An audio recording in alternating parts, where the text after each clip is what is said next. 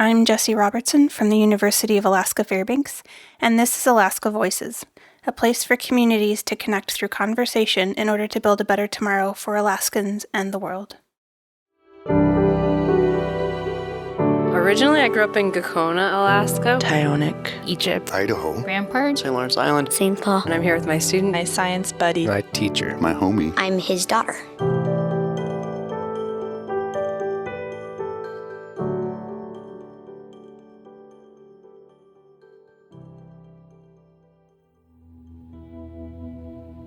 Hi, my name is Teal Rogers. It's currently August 4th, 2017. I'm in Fairbanks, Alaska with my brother Luke Rogers.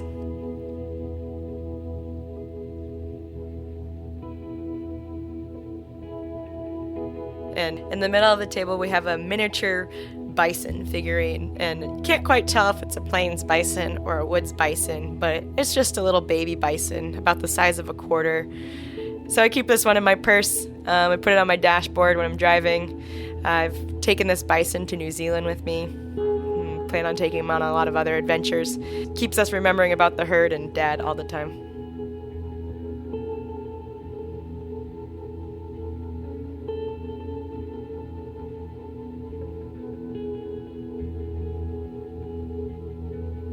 We grew up here in Fairbanks in the interior of Alaska. And when we were kids, we found ourselves down south of Anchorage into a small town called Portage. And our family friends, Mike and Kelly Miller, own the property. And they've started kind of a program to rehabilitate animals that might have been, someone might have taken them from their natural habitat, and then they needed a place to live since they lost all of their outdoor skills. Sometimes there was just too many foxes out on the airport runways, and they needed to put them somewhere. So it's a wildlife habitat, and we kind of grew up there. We got to meet animals. There was moose. There was interns teaching and working and learning with the moose. We had wolverines there. The animals kind of come and go. So we kind of grew up at the conservation center, and our dad was a volunteer between the Department of Fish and Game and the Wildlife Conservation Center to start working on a wood bison restoration project. And do you remember when Dad, he started going over to Canada? Mm-hmm. Our father, Randy Rogers, was a wood bison biologist for the Alaska Department of Fish and Game. He was a wildlife planner. Wildlife planner. He didn't do the biology side of it as much, but he did a lot of the logistics behind getting the animals here and jumping through the regulatory hoops that are required to bring an animal from a different country into the United States. So he brought us into the Wildlife Conservation Center, and we just kind of hung out with Mike and Kelly, and then they had kids. And I would definitely credit Dad for giving us that sense of adventure and wanting to go outside and be outside and to also take others with us.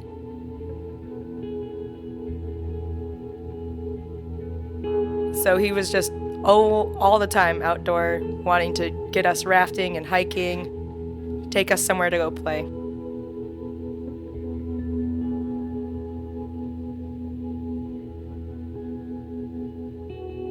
They all kind of blended together. I didn't really care to pay attention to what specific river we were on or what specific trip we were doing, but it all just was another wilderness trip to me. We'd spend about a week every summer. We'd bring another family or two with us and head out to go rafting. Whether it was the mighty Copper River or just a nice gentle Beaver Creek flow. One that I remember pretty well was the 40-mile river float we did, which is over in a rural spot of Alaska near Chicken. Interesting little town of Chicken, Alaska, which we go to a music festival at every year now. There's 7 people is the census population. Yeah. The town of 7, Chicken, Alaska.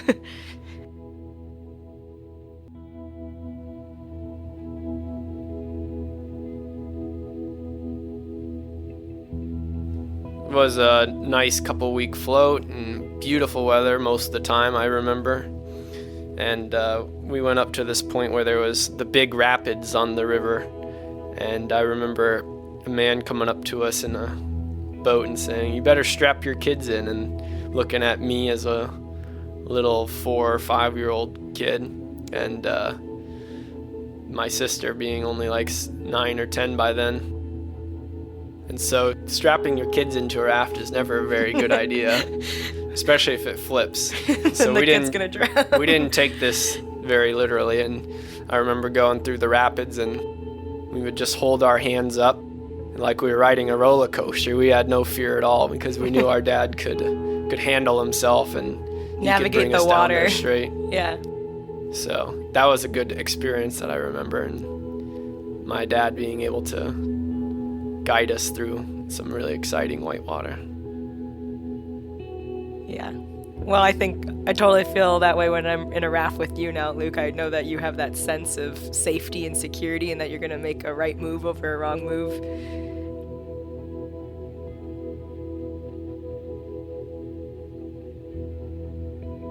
Luke, you want to paint a picture of what Dad looks like?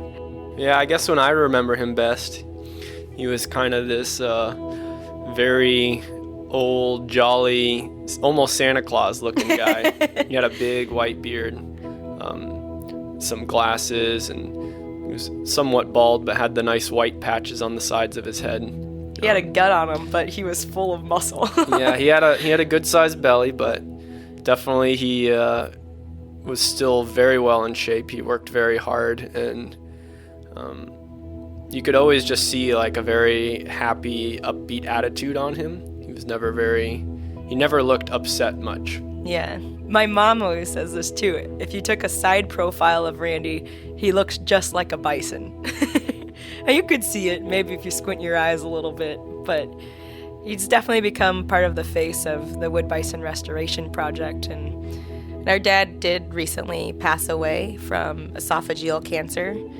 And in that time, I was a student at the University of Alaska Fairbanks, and my brother was just finishing up his high school years when we lost him. And it was definitely rough for us. It was hard. We were at least able to see it coming, and we didn't know when it would happen, but we were able to spend the last few years of my dad's life shredding the mountains and rafting with them and going out on adventures. He literally was skiing 3 weeks before he passed away, so I think he made the most of it, and he taught us well.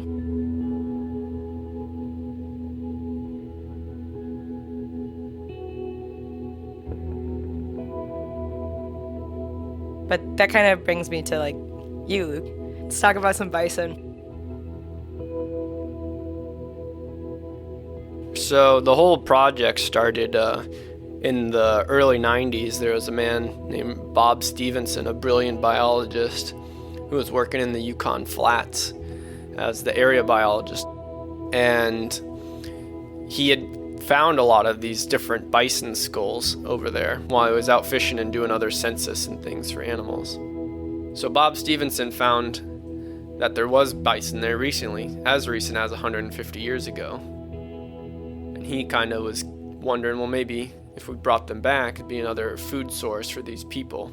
He really cared and loved the native Alaskans that lived in that region. So he kind of started heading this project to potentially bring bison back to Alaska.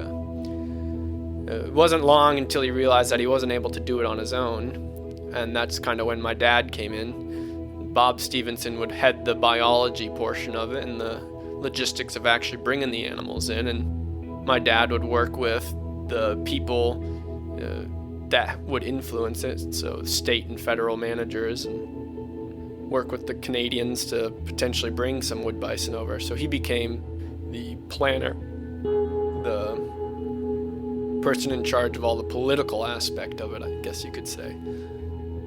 So in about the early to mid 2000s, we ended up bringing 60 to 70 wood bison over from Elk Island National Park in Canada.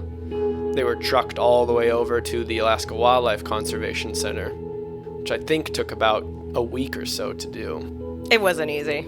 Dad would come home every night talking about what was going on politically with the program, and some days would be better than others, and big battles, small words, big battles, just trying to get potential places for the bison. And how do you fence in a bison that weighs over 2,000 pounds It's not easy. They can break down anything. And we knew it wasn't going to be like a flash turnaround. Right when they came from Canada, we knew we had to have them in captivity for a little bit, but make sure that all the sampling was good and that they were living healthy and that they could adjust to Alaska. And so they ended up staying there a little bit longer than they were expecting them to. It was expected to be about 3 or 4 years. Right, they were supposed to be released in 2010, right? That was the original release date. And it's 2000. It wasn't 2017. It wasn't 2015. No. Almost 10 years until they were released. Right. We would visit the bison frequently. I mean, the conservation center was kind of like our home away from home. We knew we could go there anytime. And but those bison, you can't really name them. There's just too many of them. And I think you, Luke, are probably the most knowledgeable about each and every one of those bison that are still there, studying them for research. Yeah, that's recently, and I'll get to that here in a minute. I wanted to try to finish the story of the bison reintroduction because it's a very long one that you can easily get off track, and we have multiple times already. I'm sorry. Anyways, it was about 2013 that Bob Stevenson had kind of left the project for the wood bison, and as well my father had passed away. It was almost kind of seemed like the end of the potential for the wood bison project without either of its leaders.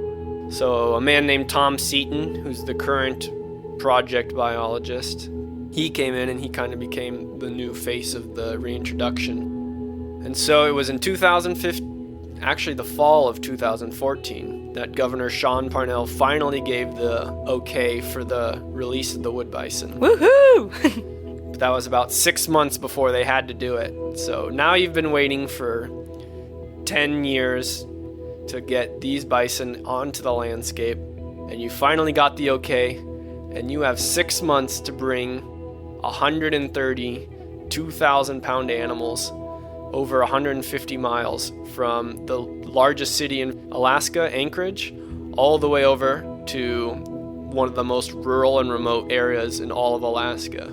So they had to be landed in Shagaluk. It's in the southwest area of Alaska. It's north of Bethel. It's in the Gash region. It's mostly characterized by the fact that you have the giant Yukon River there, multiple other drainages there, and lots of low-lying flats that is just perfect bison territory.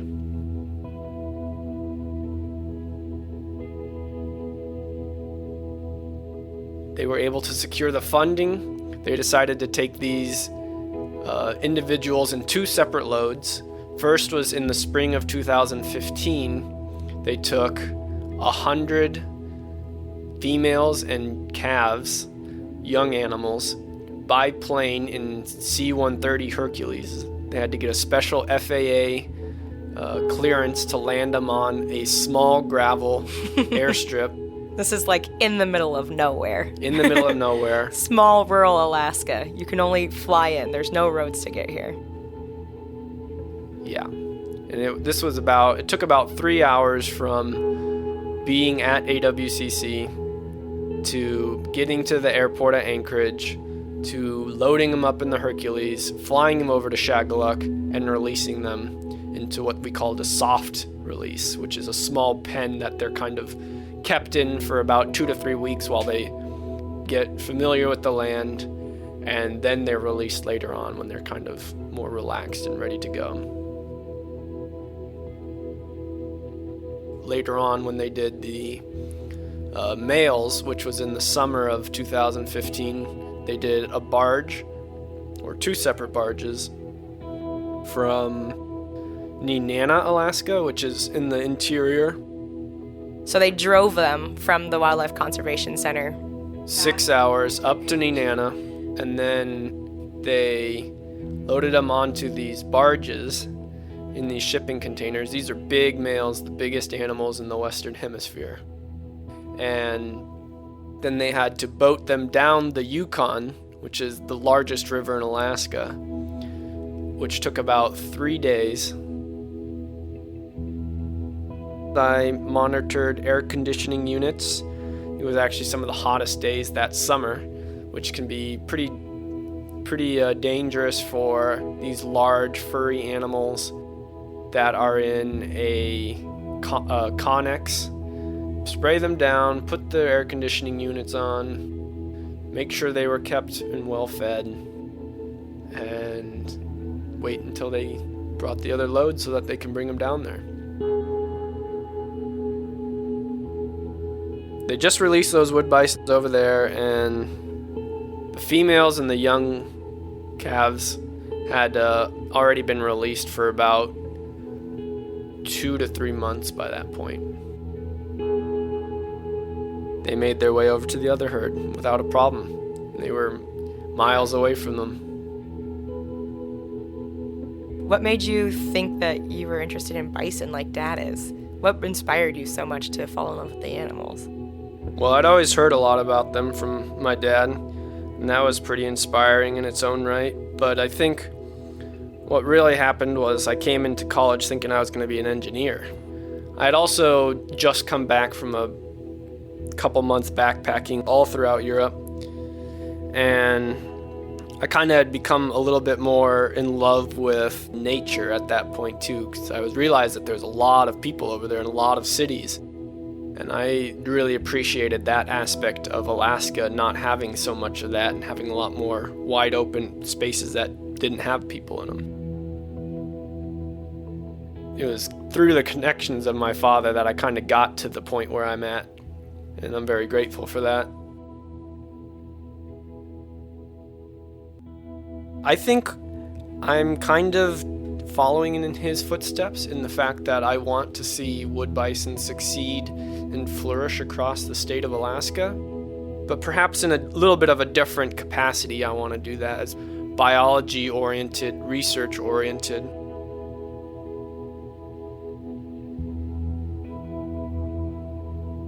Pretty much once I was helping with the releases of these animals and spending all this time next to them, I knew that this is what I wanted to do for my life work.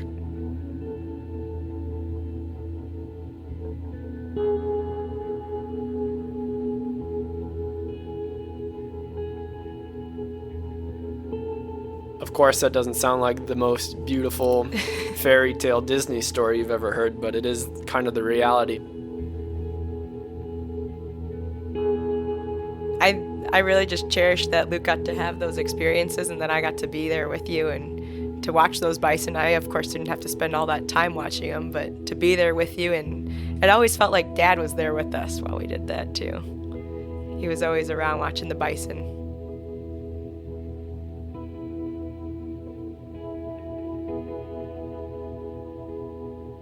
I think Dad's so proud of you, and I know that Mom and I are very proud of you, and just keep trekking with those bison if that's where it's calling you. Love you. Thanks.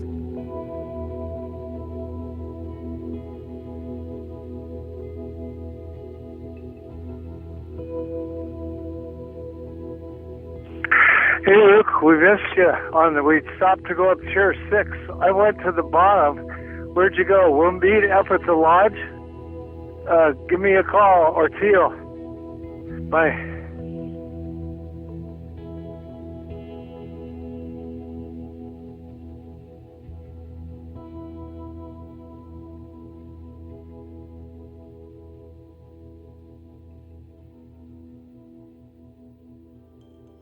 Alaska Voices builds bridges by creating a space where community members, friends, policymakers, and scientists can share stories and place-based knowledge. This project was developed in partnership with StoryCorps and was funded by the Alaska Climate Adaptation Science Center. Additional funding was provided by the University of Alaska Fairbanks Chancellor through a generous gift from the Bentley Family Trust. If you are interested in more conversations or information, please visit our website at alaskavoices.org.